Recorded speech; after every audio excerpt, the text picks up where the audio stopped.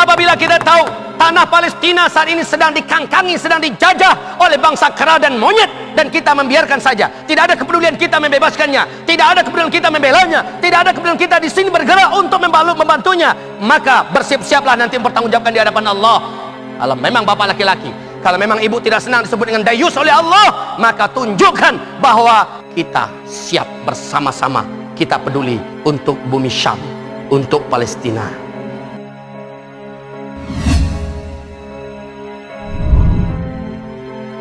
Kaum muslimin yang kami muliakan, pertanyaan kita, haruskah bapak ibu membela Palestina? Haruskah bapak ibu cinta dengan bumi Syam? Kita akumulasikan semua alasan ini dari nubuat Nabi SAW. Alasan kenapa kita harus cinta Palestina, kenapa kita harus bela negeri Syam, kenapa kita harus di pihak para kaum muslimin mukminin yang tertindas di bumi Syria, bumi Syam. Kenapa? Alasannya berikut ini. Yang pertama, ini alasannya, karena di bumi inilah terdapat tanah suci umat Islam yang ketiga. Disinilah terdapat masjid suci umat Islam yang ketiga, yaitu Masjidil Aqsa. Masjidil Aqsa.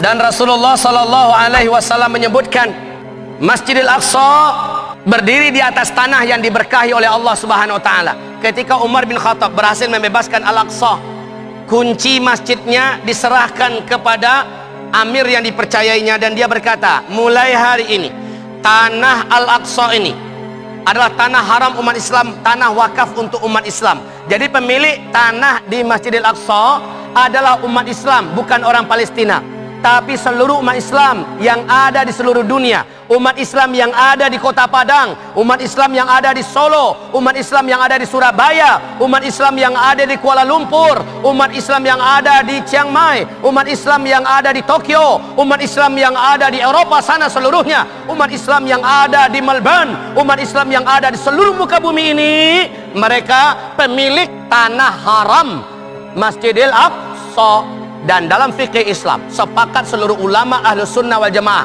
sepakat 4 mazhab mengatakan, satu jengkal saja tanah milik umat Islam dijajah oleh orang kafir, wajib hukumnya bagi orang yang memiliki tanah itu membebaskan kembali dari orang-orang kafir walaupun nyawanya melayang. Sekarang tanah Masjidil Aqsa kita sudah dirampas, dijajah oleh bangsa kera dan bangsa babi, yakni bangsa-bangsa Israel itu, Bapak Ibu yang kami muliakan. Maka dengan ini kewajiban umat Islam seluruh dunia membebaskan tanah Masjidil Aqsa tersebut. Kewajibannya untuk kita. Berarti Bapak harus pergi ke sana. Sanggup nggak? Tidak. Kenapa? Kami miskin, Pak Ustadz. Kami tidak mengerti bahasa Arab, Pak Ustadz. Kami tidak mengerti cara angkat senjata, Pak Ustadz. Kami tidak punya paspor, Pak Ustadz. Kami bukan orang yang terlatih bertempur, Pak Ustadz. Kami kesana malah menjadi beban. Banyak alasan Bapak Ibu. Kalau alasannya memang betul-betul sesuai keadaan, semoga Allah ampuni. Di dalam hadis Imam Ahmad, dan hadis ini sahih, apa kata Rasulullah SAW? Pada hari kiamat Allah sidang hamba-hambanya yang ada hidup di dunia dulu. Lalu Allah tanyakan kepadanya, wahai hambaku, dulu aku sakit, engkau mendengar, engkau tahu, kenapa engkau tidak datang menjengukku? Wahai hambaku, dulu aku di dunia kelaparan, engkau mendengar, engkau tahu, kenapa engkau tidak memberi aku makan? Hai hambaku, dulu ketika di dunia engkau dengar aku dizalimi, engkau mendengar, engkau tahu, kenapa engkau tidak membela aku? Kenapa engkau tidak bersamaku?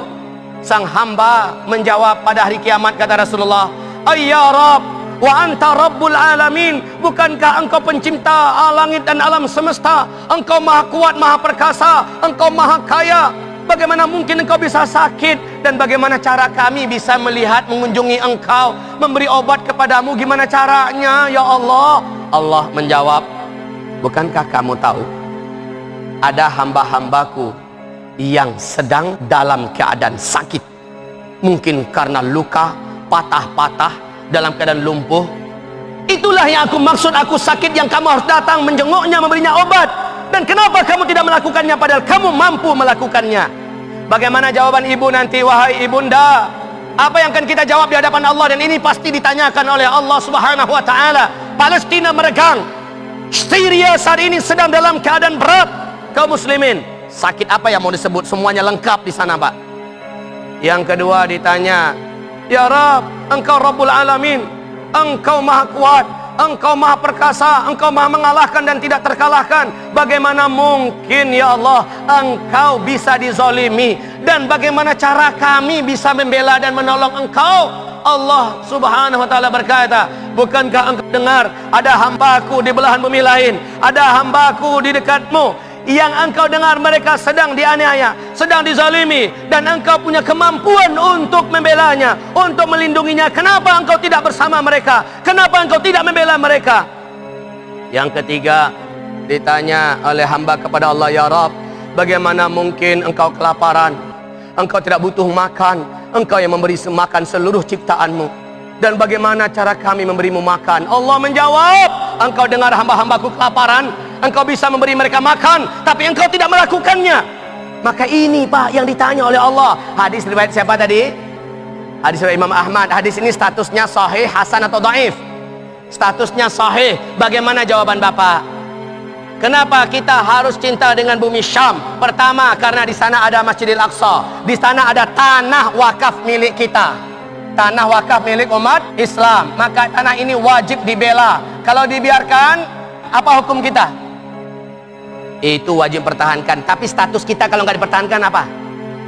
Orang ini dihukumi dengan dayus. Apa itu dayus? Dayus adalah orang yang tidak punya nyali membela kehormatannya, membela miliknya.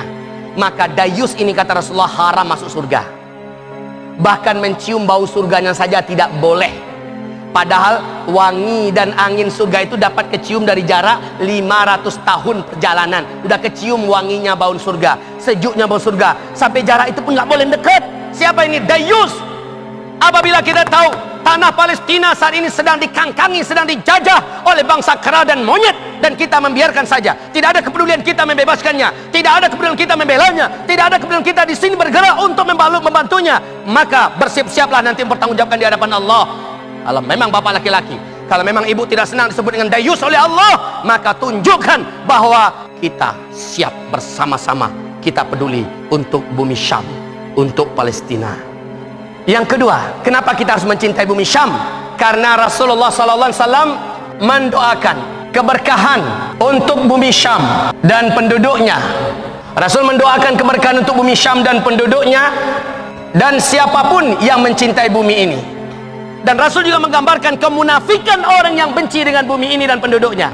Siapa yang benci dengan Syam, benci dengan Palestina, benci dengan Syria, benci dengan para mujahidin yang di sana, munafik.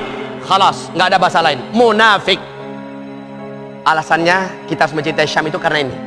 Yang ketiga, kita harus mencintai bumi Syam karena ternyata Rasulullah bersabda, aku tidur, dalam tidur aku bermimpi. Nah, para ulama kita sepakat mengatakan mimpinya seluruh nabi dan rasul adalah wahyu. Nah, aku tidur dan bermimpi, dari bantalku kata Rasulullah, saat Rasulullah sedang mengalai-alai, dari bantalku keluar cahaya dan naik ke atas tinggi seperti tiang bercahaya, kemudian melesat. Aku pun bangkit dan aku kejar, aku turuti kemana dia pergi. Dia melaju dengan kecepatan yang sangat cepat menuju ke arah bumi Syam. Maka kata Rasulullah SAW, ketahuilah oleh kalian, di akhir zaman, ketika penduduk seluruh bumi ini sudah rusak, iman di mana-mana sudah rusak, standar iman pada akhir zaman adalah Syam. Standar iman di akhir zaman adalah Syam. Nabi tidak mengatakan standar iman itu Mekah. Nabi tidak mengatakan standar iman itu adalah Madinah. Tapi di mana? Syam. Sekarang orang abu-abu semua Pak, imannya nggak jelas. Musuh bebuyutan yang memerangi Islam, mengajak manusia syirik kepada Allah, sekelas Israel, sekelas Amerika, sekelas komunis Rusia dan sebagainya, atau Syiah di Iran dan sebagainya. Udah kabur abu-abu umat memahaminya. Tapi yang sangat terang memahaminya adalah para ahli Syam sekarang ini. Penduduk Syam, mujahidin di Syam. Standar iman di akhir zaman ada di Syam kata Rasulullah sallallahu alaihi.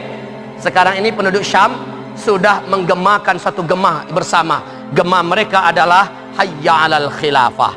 Syam adalah standar iman akhir zaman. Mengukur iman kita ini sudah benar atau tidak, lihat imannya penduduk Syam di akhir zaman ini. Ke siapa penduduk Syam cinta, ke siapa penduduk Syam melawan dan berang, marah, harusnya kita seperti mereka. Bagaimana ibadah mereka hari ini? Hari ini Pak, bukan semasa mereka belum bangkit ya. Setelah mereka bangkit, lihat ibadah mereka Masya Allah, tahajud mereka Masya Allah, akhlak mereka Masya Allah, ukhuwah mereka Masya Allah, pengorbanan mereka Masya Allah. Hati dan jiwa mereka sudah untuk Allah dan untuk akhirat. Maka standar iman, Syam adalah standar iman di akhir zaman.